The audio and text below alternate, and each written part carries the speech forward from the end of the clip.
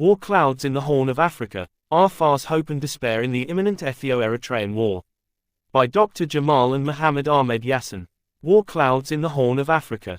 Recently, General Sadkan Gebretensay, Vice President of the Interim Regional Administration of Tigray, 2023-present, former Chief of Staff of the Ethiopian Defense Forces, 1991-2001, and a key member of the Central Command during the war in northern Ethiopia, 2020-2022, has warned of a growing risk of war between Ethiopia and Eritrea in his opinion article published by the Tigray Herald. While absolute certainty is rare in international relations, General Sadkan's deep knowledge of the region's history, extensive military experiences, and keen understanding of the power dynamics shaping the Horn of Africa make difficult to rule out his assessment. The general's warning does not emerge out of nowhere but is grounded in the escalating tensions and increasing military preparedness of both Ethiopia and Eritrea, former allies against Tigrayan forces during the devastating two-year war in northern Ethiopia. While his statement has sparked intense public discourse and debate regarding the potential regional and national implications of a renewed conflict, little attention has been given to its impact on the Afar people, who in fact are at the epicenter of this growing geopolitical crisis. This article examines the positions, interests, hopes, and challenges of the Afar people in the context of the imminent Ethio-Eritrean war. Globalization of marginalized stakeholders in Horn of Africa's geopolitics and looming conflict. The Afar people are an indigenous transnational ethnic group in the Horn of Africa, primarily inhabiting northeastern Ethiopia, southern Eritrea, and parts of Djibouti. They have historically been mobile pastoralists, relying on livestock herding for their livelihood. As one of the indigenous peoples of the Horn of Africa, the Afar inhabit a region of immense geopolitical significance, encompassing over 700 kilometers of Red Sea coastline including the critical ports of Assab and Massawa as well as the strategic Bab al-Mandeb Strait. Their territories are rich in resources and strategically located which attracts the attentions and interests of many international powers and regional actors. Control over Afar lands and access to the Red Sea ports like Assab and Massawa directly influences trade routes and military positioning, impacting the balance of power in the region. Since the opening of the Suez Canal in 1869, the Horn of Africa has become a strategic focal point where global, regional, and national powers compete for influence over the region. This is mainly due to the region's vicinity to the Red Sea, which is a strategic maritime passage linking Europe, Africa, and Asia and international trades between the Indian Ocean and the Mediterranean Sea via the Suez Canal. Considered as artery of the global economy by the international community, the Red Sea is central to geopolitical rivalries, international trade security, and military positioning in the Horn of Africa. The legacy of European colonialism fragmented the Afar across three modern nation-states, Ethiopia, Eritrea, and Djibouti, where they continue to experience varying degrees of political and economic marginalization. These states have historically sought to exploit Afar lands and resources for strategic advantages, often at the expense of local communities' interests and livelihoods. Moreover, during periods of geopolitical tensions, territorial disputes, and military confrontations between these post-colonial states, societies divided by artificial colonial boundaries often bear the greatest burden, serving as battlegrounds for interstate conflicts, global power rivalries. Today, a geopolitical shock is evolving, with the strategic Eritrean port of Assab becoming the geopolitical hotspot and focal point of hostility between Ethiopia and Eritrea. The Ethiopian government has recently sought to reclaim that the port of Assab is unjustly lost maritime territorial base, that the former will take every possible means to restore the country's historical right to access to the sea and position in the Red Sea through every possible means.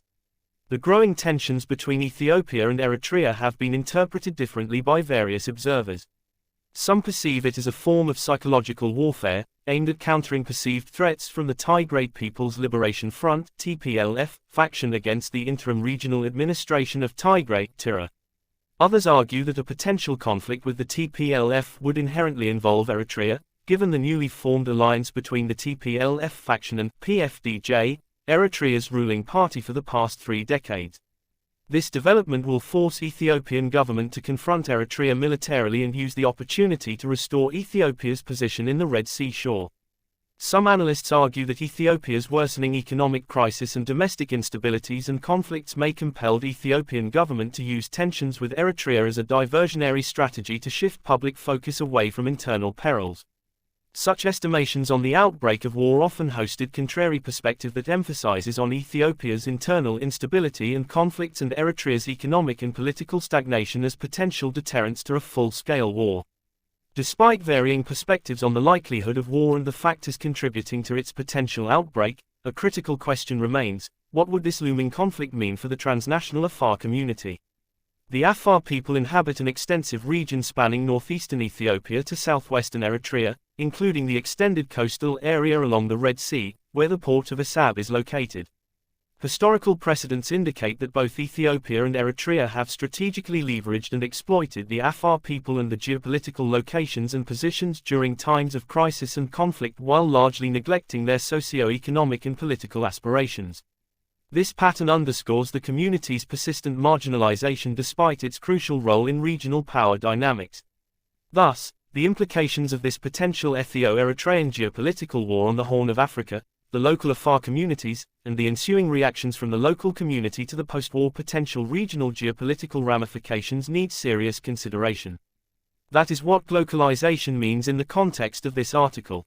Afar's hopes of autonomism and despair of geopolitical pawns. A comprehensive assessment of the historical and current conditions, as well as the future aspirations, of the Afar people in the Horn of Africa reveals that the impending Ethio-Eritrean conflict holds dual implications of both hope and peril for the transnational Afar society. This aligns with the concept of conflict balance in political science, which explains the twin destructive and transformative outcomes of war. The Afars form a transnational society spanning Ethiopia, Eritrea, and Djibouti, maintaining connections, relationships, and activities across national borders. Members engage in social, economic, political, and cultural exchanges that transcend these boundaries. Vutavec, 2009. Conflict balance refers to the simultaneous weighing of war's costs and opportunities, acknowledging that conflict can result in destruction and progress, suffering and transformation. Licklider, 1995. While wars impose severe human, economic, and political burdens, they can also lead to geopolitical shifts, societal progress, economic advancements, and the emergence of new power structures. Ibid. On one hand, the potential Ethio-Eritrean war is viewed as an opportunity to fulfill the long-standing aspiration for unity between the Ethiopian and Eritrean Afar communities, as well as to achieve common home rule under a political entity that ensures societal security for the Afar population. This perspective relies on the potential outcomes of the war in altering the status quo in Eritrea and Ethiopia's strategic interests in the Red Sea. A considerable number of Afars, both in Eritrea and Ethiopia, believe that a war with Ethiopia could end the subjugation of Eritrean Afars, Red Sea Afars, and the suppression of their nationalism, as well as fulfill their aspiration for unity with the Afars in Ethiopia. Eritrea seeks to maintain absolute control over its Red Sea coastline, particularly the resource-rich Assab port. The Eritrean government perceives the Afars' sense of indigenous identity, ownership of coastal areas, and desire for autonomy as threats to Eritrean one-party dictatorship and unitary rule. To counter this perceived threat, the regime has implemented a policy of systematic marginalization, repression, and forced displacement of Afar communities, an issue acknowledged by international organizations, including the UN. Given the disproportionate nature of the imminent war between Eritrea and Ethiopia, many Afars believe it could lead to the complete defeat of Eritrea and the downfall of its tyrant. This, in turn, may pave the way for the Red Sea Afars to liberate themselves from oppressive dictatorship and consolidate control over their strategic coastal territories along the Red Sea. Proponents of this view consider Ethiopia a strategic ally in ending the political subjugation and marginalization of the Red Sea Afars, as well as in their aspiration to reunite with their fellow Afars in Ethiopia. This belief also frames Ethiopia as a protector against the brutality and dictatorship of the Eritrean regime. The Afars' prospective approach of siding with Ethiopia is not an arbitrary decision but a strategic calculation to utilize Ethiopia's determination to leverage its transnational Afar population as a gateway to the Red Sea, a vital international trade route. Ethiopia has a long-standing geopolitical and strategic goal of securing access to the sea, a goal that is often perceived as a potential cause of military confrontations with Eritrea. Ethiopia's experience with federalism and its constitutional recognition of the Afar people's rights to self-rule and regional autonomy enhance its influence in securing strategic support from the transnational Afar community. Despite Ethiopia's advocacy for self-determination and federalism in political discourse, gaps remain in granting meaningful political representation and autonomy, along with tendencies of central control over regional affairs, which have contributed to the political and economic marginalization of Afars in Ethiopia. Thus, addressing these issues at the regional level could be Ethiopia's strategy to win the hearts and minds of Afar communities beyond its borders, ultimately serving Africa's second most populous state as a conduit to the Red Sea. The Ethiopian government, therefore, must reframe its geopolitical discourse on access to the Red Sea by emphasizing the need for self-determination and the reunification of its Afar population rather than relying on the country's demographic size and territorial expanse as justification for its claims to sea outlet. Moreover, instead of narrowly focusing on securing a maritime base or the port city of Assab, the Ethiopian government should campaign for the broader African coast of the Red Sea, which has historically been inhabited by the transnational Afar community. A limited approach centered solely on Assab risks backlash, even among the Red Sea Afars, who may resist further territorial fragmentation that could leave their communities divided and vulnerable under Eritrean rule. A more inclusive and historically grounded strategy would strengthen Ethiopia's position while aligning with the aspirations of the Afar people. Tigray's stake in the looming Ethio-Eritrean skirmish and its implications. Tigray cannot remain an island in the evolving war and regional geopolitical dynamics, as General Stardeacon wished in his article. In fact, Tigray's role, position, and interests will have significant geopolitical ramifications for the outcome of a potential Ethio-Eritrean war, as well as implications for the aspirations of the Afar people. While Tigray's official stance on this matter remains unclear, if it continues to align itself with Ethiopia in its confrontation with Eritrea, both in principle and practice, it could play a positive role in Ethiopia's demand for a sea outlet, the well-being of the transnational Afar population, and the stability of the broader Horn of Africa. Militarily speaking, the Tigray region could serve as the most viable entry point through which the Ethiopian military could launch a strategic northern offensive and meaningfully collaborate with Eritrean opposition forces to destabilize and overthrow the regime's statehood ambitions in the Red Sea region, positioning them in direct opposition to the Afars' political aspirations. In this context, the imminent Ethio-Eritrean war is expected to turn the Afars into geopolitical pawns, as the war will primarily be fought in their territories, where the port of Assab is located, with devastating human and socio-economic consequences. What the Afar learned from Abiy's turned to them as a tactical ally during the Tigray War, but were ignored in the peace process. The Afar people have endured generations of conflict, displacement, and economic hardship in the Horn of Africa. Despite the Afars' role as Ethiopia's border guardians against external threats for centuries, their sacrifices have often been met with betrayal by successive central governments.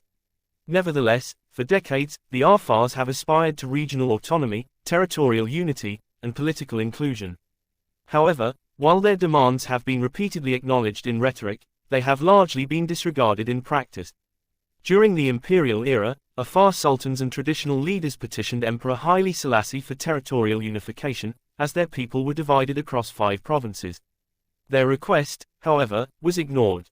Under the Derg regime, negotiations with the Afar National Liberation Movement, ANLM, for the creation of a unified Afar province were initially stalled and later only partially realized through the establishment of semi-autonomous Assab Rasgez, which encompassed more than 60% of the Red Sea Afar population and 40% of their lands.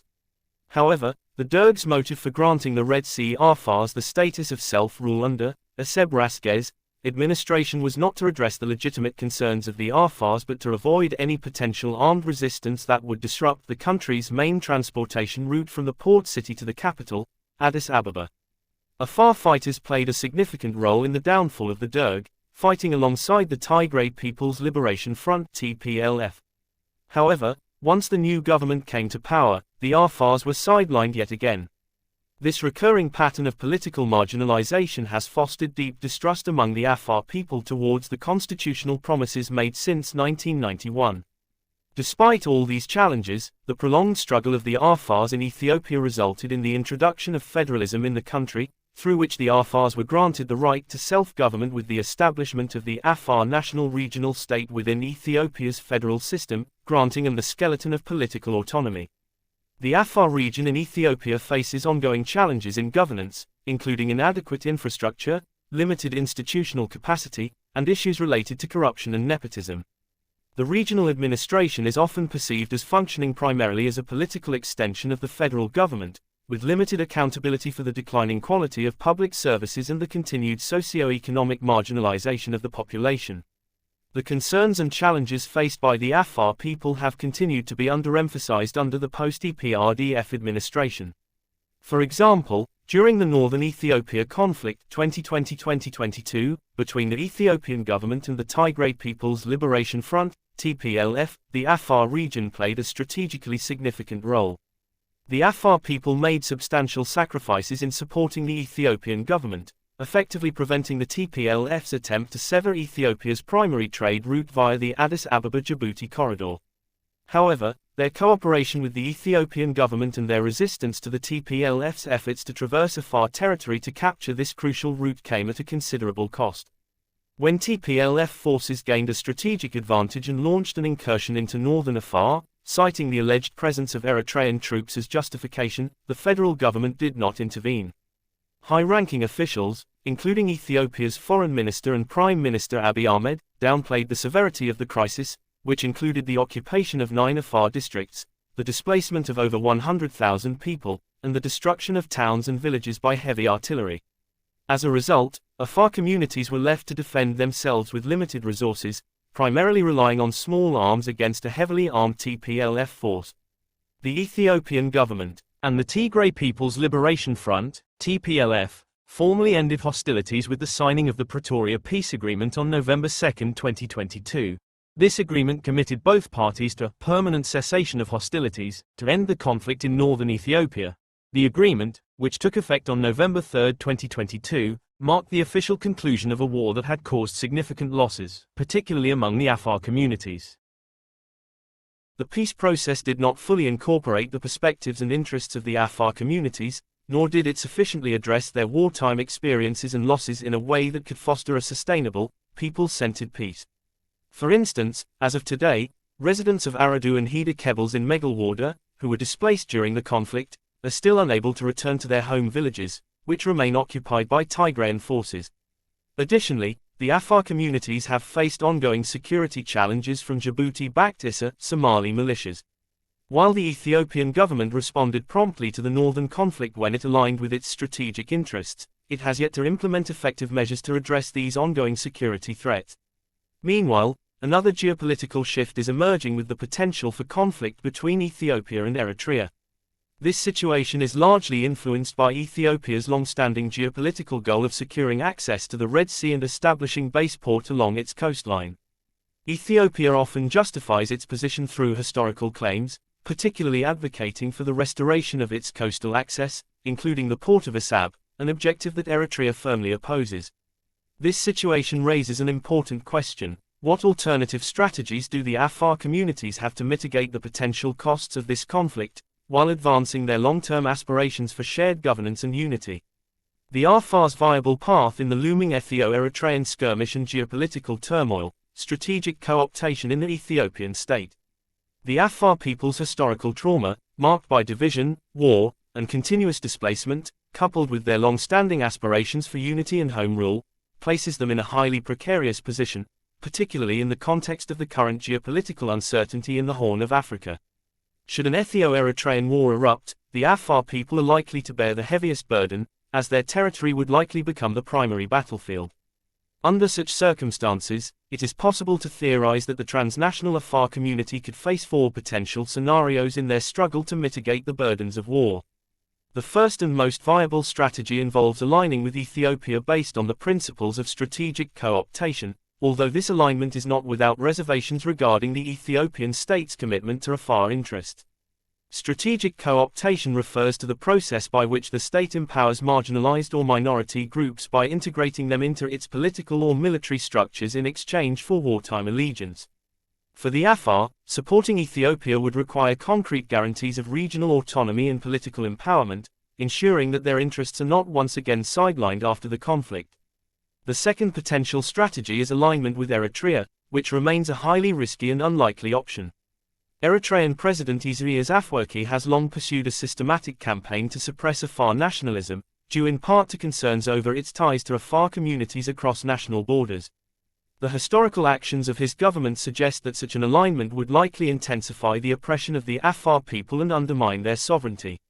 The third potential path for the Afar people may be to remain neutral in the Ethio-Eritrean deadlock.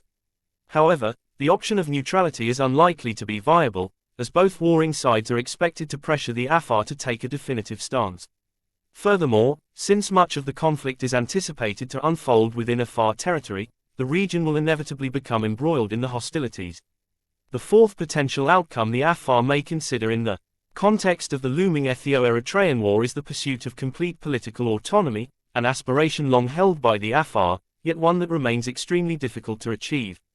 This challenge stems from the lack of international, regional, and national political will and support for the Afar's goal of establishing a sovereign political entity. Given the current geopolitical landscape, the constraints of international law, and ongoing regional power struggles, such a move could provoke significant opposition from the states of Ethiopia, Eritrea, and Djibouti, as the latter view the Afar's ambitions as a direct threat to their own interests and territorial integrity.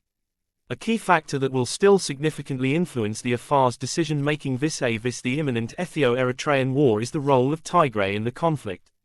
If Tigray sides with Ethiopia, the Afar's strategic role may shift, but its alliance with Ethiopia is likely to remain unchanged. However, should Tigray align with Eritrea, the Afar people could face heightened threats, potentially compelling them to adopt a more decisive stance in the pursuit of their political aspirations. If Tigray remains neutral, it may wait for the conflict between Ethiopia and Eritrea to weaken both sides, thereby positioning itself to claim sovereign nation-state of Israeli state model and assert control over the Red Sea. This particular political project is very dangerous to Afars of the Horn of Africa as it makes them vulnerable to existential threats from all directions. Thus, the approach in which the Ethiopian government addresses its issues with Tigray will significantly impact the future of the region and, consequently, the fate of the Afar people in the Horn of Africa. Conclusion: if a conflict were to break out between Ethiopia and Eritrea, as some have predicted, the transnational Afar community is likely to align with Ethiopia, regardless of their citizenship status. However, this alliance should not be unconditional. The Afar people must seek concrete assurances to safeguard their interests and ensure they are not marginalized once again after the conflict. One potential outcome of a war between Ethiopia and Eritrea could be a regime change in Asmara. A post-Isaias Eritrea would likely face instability and governance challenges during the transition. Given the strategic geographical position of the Afar and their community's influence, their role in both the conflict and its aftermath will be crucial. Therefore, discussions concerning Eritrea's future, Ethiopia's interests, and the Afar's long-standing aspirations must include the Afar National Regional State Government in Ethiopia, Red Sea Afar communities, traditional leaders, and key community representatives, regardless of their locations. This would allow the Afar people to negotiate their interests with important national and regional actors, aiming to minimize the impact of the conflict on the transnational Afar community. The political empowerment of the Afar people within Ethiopia is crucial. Eritrean Afars have endured significant hardships under the regime of Isaias Afwerki, with many being forced into refugee status. Their representation and ability to advocate for their interests largely depend on the Afar regional state in Ethiopia. Therefore, it is essential that the Afar region is granted genuine political influence, beyond symbolic representation, to effectively represent Afar interests across the Horn of Africa. The Afar must be recognized as a primary stakeholder in Ethiopia's maritime strategy, both during and after the conflict. Their historical and natural connections to the Red Sea should not be overlooked. Ethiopia must ensure that the Afar are fully included in discussions regarding access to the Red Sea, particularly in securing the Assab port and asserting maritime claims.